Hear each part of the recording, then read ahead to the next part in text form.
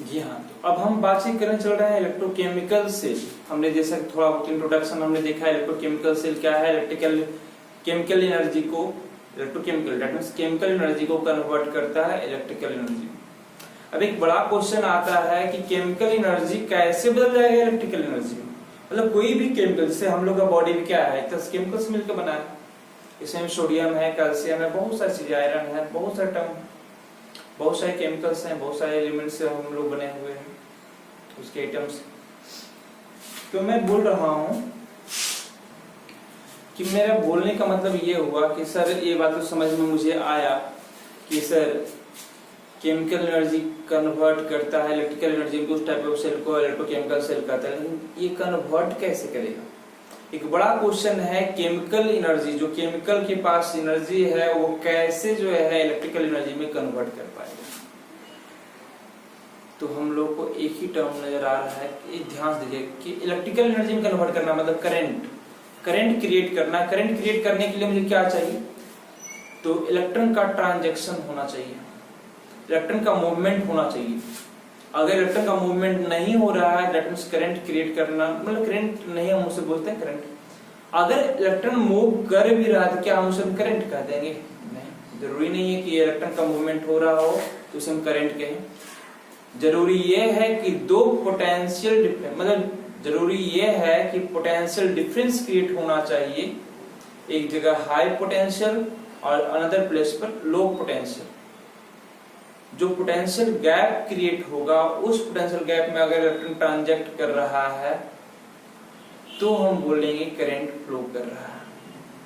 That means मुझे समझ में तो एक टर्म मुझे आ रहा है कि पोटेंशियल डिफरेंस क्रिएट होना चाहिए और इलेक्ट्रॉन का ट्रांजैक्शन होना चाहिए। हम लोग एक चीज और भी जानते हैं, इलेक्ट्रॉन का डायरेक्शन जिस साइड से जिधर की ओर होगा उसके जस्ट अपोजिट डायरेक्शन होता है करंट का। जैसे देखते हैं ना हम लोग अपने लाइफ में क्या होता है,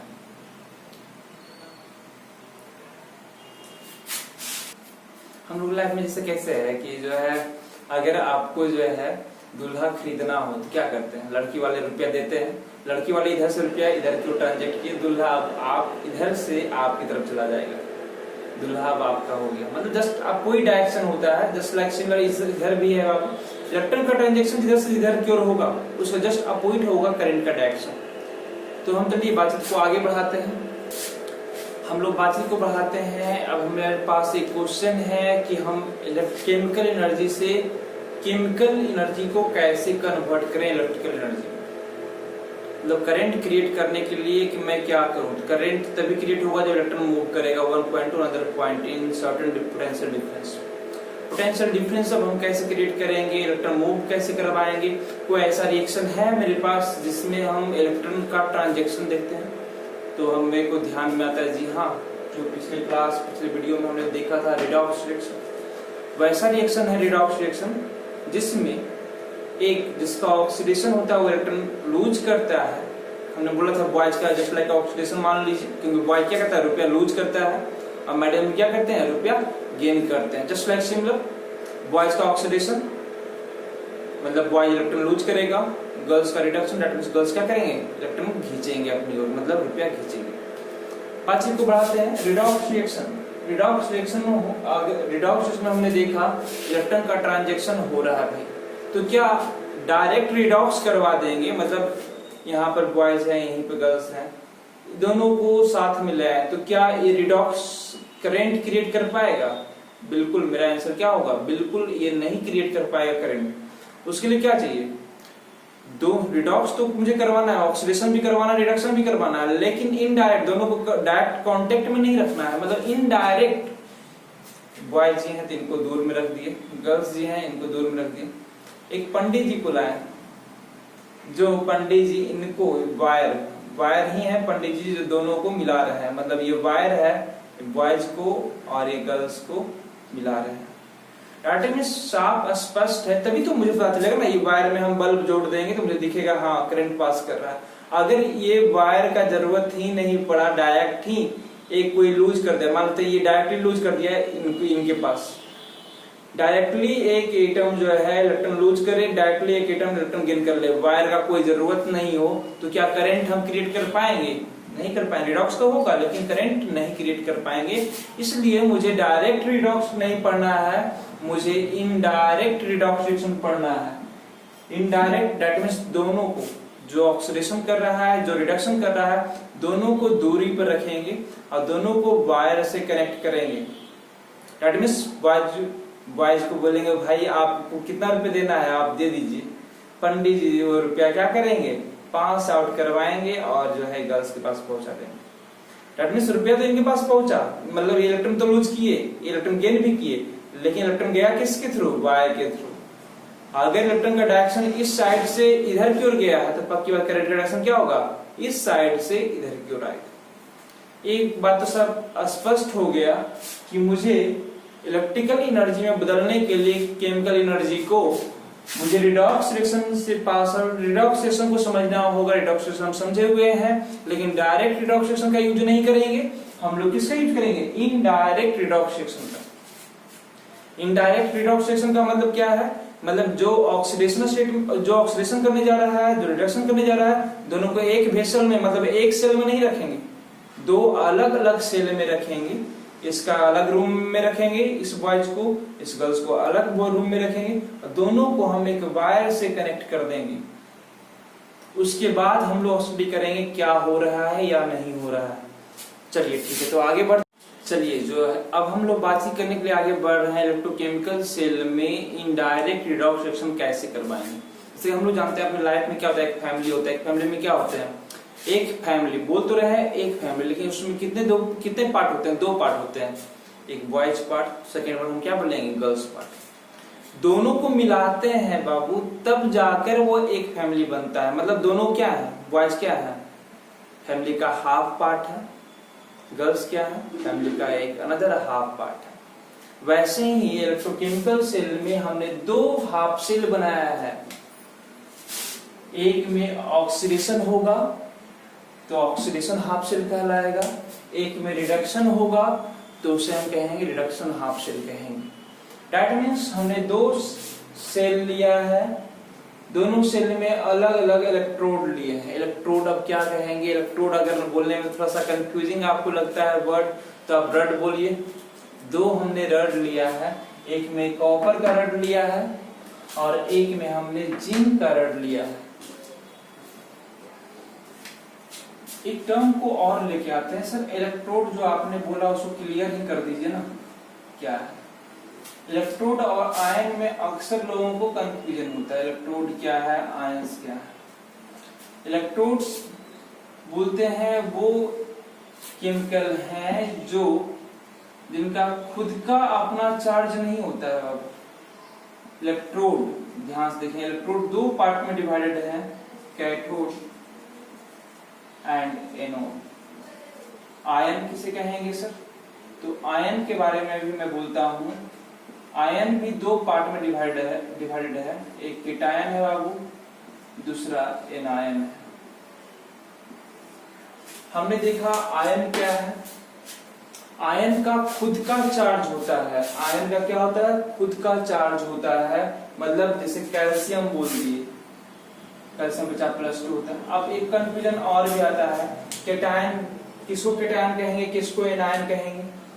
तो केटायन का थर्ड लेटर देखिए CAT, टी मतलब लग रहा है पोएटिक, जिस पर चार पोएटिव आ गया केटायन कहेंगे। एनायन किसे कहेंगे? थर्ड लेटर देखिए ANI, आई को ऐसे लिख सकते हैं, उसको उलट दीजिएगा तो ऐसा लिखाएगा। मतलब जिस पर नेगेटिव चार्ज होगा उसे हम एनायन कहेंगे।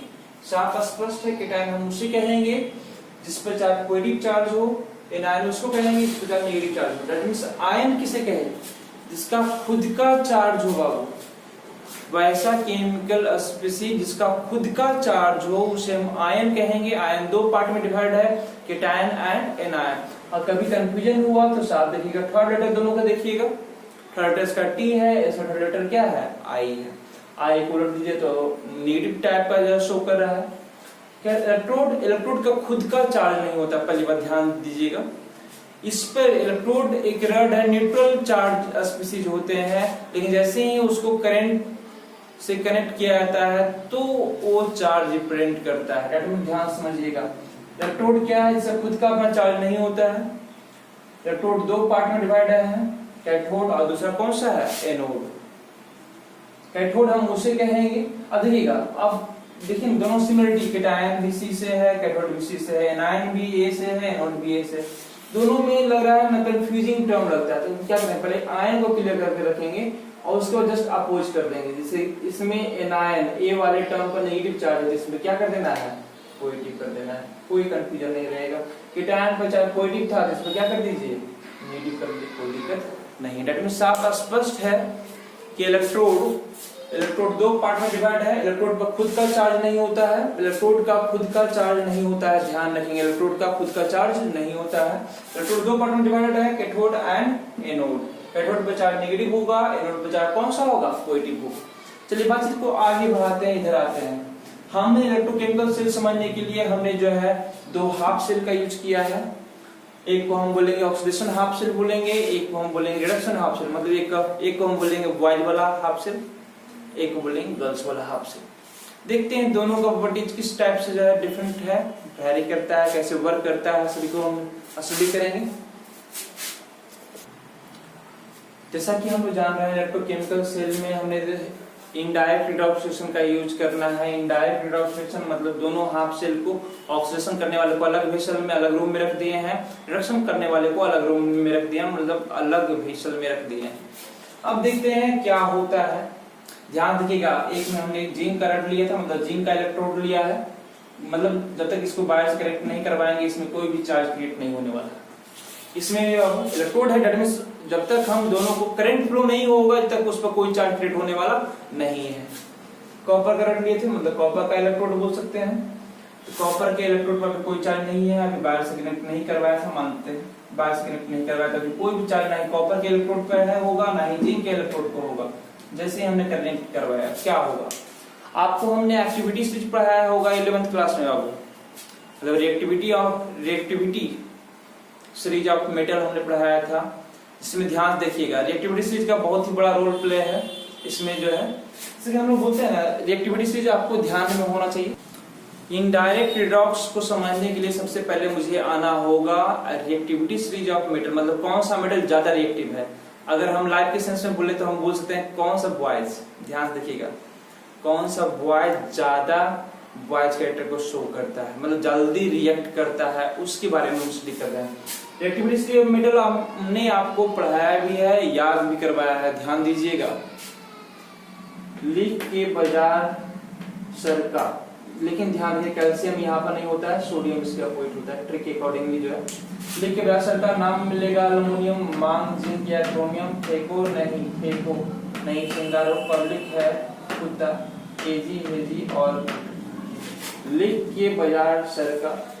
नाम मिलेगा अल्युमिनियम, मांग, जिंक और क्रोमियम, फेको नहीं, सनम, पब्लिक है कुत्ता, एजी हेजी और ये है मेरा एक्टिविटी सीरीज। एक्टिविटी सीरीज से क्या पता चलता है, ध्यान देखिए, इनडायरेक्ट रिडक्शन में हमने दोनों मेटल ले लिया है, हम बोलते हैं ना ऑक्सीडेशन रिडक्शन, हमने बोला था बॉयज का ऑक्सीडेशन होता है, गर्ल्स का रिडक्शन होता है, तो ठीक है बॉयज को हम लोग मेटल कहते हैं, गर्ल्स को हम लोग नॉन मेटल कहते हैं, कोई बात नहीं। लेकिन यहाँ तो आपने दोनों मेटल नहीं लिया, जिंक भी मेटल है, आपका कॉपर भी मेटल है। बात कहानी उसका है कि एक दो लड़का था, बचपन में सेम साथ में पढ़ता था, बड़ा हुआ, दोनों अचानक मार्केट में मिला।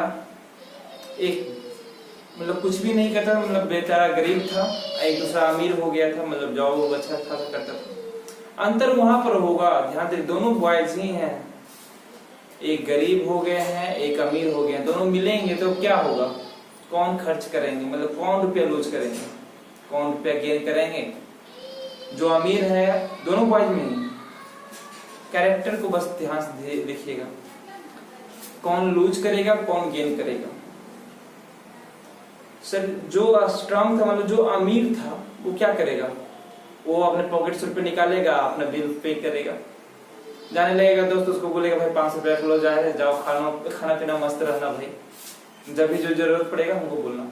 जो गरीब रहेगा वो क्या करेगा, वो दोस्त को बोलेगा भाई मुझे हेल्प नहीं करोगे, उससे वो हेल्प मांगेगा, मतलब वो उससे इलेक्ट्रॉन मांगेगा, मतलब रुपया मांगेगा। मतलब साफ स्पष्ट है, दो ही दोस्त, दोनों बॉयज ही थे, लेकिन इन्होंने एक ने जो है जिसके पास ज्यादा रुपया था उन्होंने लूज किया, मतलब जो ज्यादा बढ़िया, जिनके पास ज्यादा रुपया है मतलब क्या है, वो ज्यादा बढ़िया वर्ग की, मतलब ज्यादा बढ़िया बॉयज है, ज्यादा बेहतरीन कैरेक्टर है उनके पास बॉयज का, वो क्या किए, उन्होंने इलेक्ट्रॉन लूज किया। और जिनके पास बॉयज कैरेक्टर कम था वो क्या किए, वो इलेक्ट्रॉन को गेन किए। वैसे ही मेटल में भी होता है, जो मेटल बढ़िया होता है, एक्टिविटी स्टेज में टॉप पे होता है, वो इलेक्ट्रॉन लूज करता है, और जो एक्टिविटी स्टेज के बॉटम पे होता है वो इलेक्ट्रॉन क्या करता है, गेन करता है। तो हम ध्यान से देखेंगे कौन इलेक्ट्रॉन लूज करेगा, कौन इलेक्ट्रॉन गेन करेगा। तो इसमें दो रट डाले हैं, एक जिंक है, दो दोस्त की कहानी है, ध्यान दीजिएगा। जो स्ट्रॉन्ग होगा, जो स्ट्रॉन्ग दोस्त होगा, मतलब ज्यादा रुपया होगा, वो रुपया लूज करेगा, एज ए बॉयज की तरह काम करेगा। और जो दोस्त गरीब होगा, बॉयज होते हुए भी वो गर्ल्स की तरह काम करेगा। जिंक के बारे में देख रहे हैं, जिंक कहाँ पर ढूंढते हैं, यहाँ से आते हैं, जिंक यहाँ पे मिल गया। कॉपर की बात करते हैं, कॉपर कहाँ पे है, जिंक के इसमें कॉपर क्या गरीब है या अमीर है, तो जिंक यहाँ पर है, chromium, Fe, cobalt, nickel, copper यहाँ पर है। बताइए जिंक क्या हो गया, ज्यादा बढ़िया कैरेक्टर शो कर रहा है ये metal as compare to copper. तो जिंक जो है इलेक्ट्रॉन लूज करेगा और कॉपर इलेक्ट्रॉन क्या करेगा, वो गेन करेगा। एक्टिविटी सीरीज के अकॉर्डिंगली हम बोल सकते हैं जिंक इलेक्ट्रॉन लूज करेगा बाबू, और कॉपर इलेक्ट्रॉन क्या करेगा, गेन करेगा। जब तक हम इस वायर को नहीं जोड़े हैं, ना ये लूज करने वाला है, जब तक दोनों दोस्त मार्केट में मिला नहीं है, ध्यान रखिएगा, जब तक बॉयज जी और गर्ल्स जी दोनों को पंडित जी मिलाया नहीं है, कोई ना लूज करेंगे रुपया, ना कोई गेन करेंगे। और जी दोनों मिलेंगे तभी तो इलेक्ट्रॉन का ट्रांजैक्शन होगा। हाँ, ये जो आपने वीडियो देखा उसके लिए अब आपको फी पे करने होंगी, क्योंकि ये मुश्किल वक्त है हम सभी टीचर्स के लिए। इस समय जो भी मुझे फी पे करेंगे उनके लिए ये ऑनलाइन क्लास तो हमेशा रेगुलर रहेगा ही रहेगा। उनको जब ऑफलाइन क्लासेस स्टार्ट होंगे तो उनको मेरी तरफ से हेल्प मिलेंगी। दैट मीन हेल्प क्या, तो फी में एक स्पेशल डिस्काउंट होंगे वो स्टूडेंट के लिए जो अभी ऑनलाइन क्लास में मुझे मदद कर रहे हैं। एक स्पेशल ऑफर होंगे, ऑफर तो हमेशा हम लाएंगे जो है इसके लिए, जो क्योंकि मुश्किल वक्त में जो हमें मेरे साथ हैं, मेरे को हेल्प कर रहे हैं, टिपिकली हम उनको हेल्प करते हैं और करेंगे भी। इसलिए मैं एक आप लोगों के लिए एक फी लेके आया हूँ 200 पर मंथ। दैट मीन्स आप एक मंथ आप मेरे वीडियोज में जो है आप देख सकते हैं, 200 आप पे करेंगे और जो 1 मंथ हम आपको वीडियो का लिंक सेंड करेंगे आपको नियरली। उसमें 12 वीडियोज होंगे, 12 या 15, 12 to 15 के एवरेज में रहेंगे आपके वीडियोज। 12 वीडियोज भी रह सकता है या 15 भी रह सकते हैं, जरूरी नहीं है। ऐसे जनरली जब 12 लेक्चर लिए, लेकिन 15 तक मेरा उम्मीद है, कोशिश रहेगा कि आपको 15 वीडियो रहेंगे। 11th क्लास के लिए भी, 12th क्लास के लिए भी, कोई ज्यादा अभी, क्योंकि हम जानते हैं, हम अभी समझते हैं सभी के साथ मुश्किलें हैं, सभी फी पे करना सभी के लिए टफ है, बट कोई भी हो, जिस तरह से मुझे मुसीबत है सभी के साथ मुसीबत है, लेकिन इसमें पढ़ाई चलता हुआ रहना चाहिए और हम लोग भी सर्वाइव करें, इसलिए आप लोगों को हेल्प करना होगा।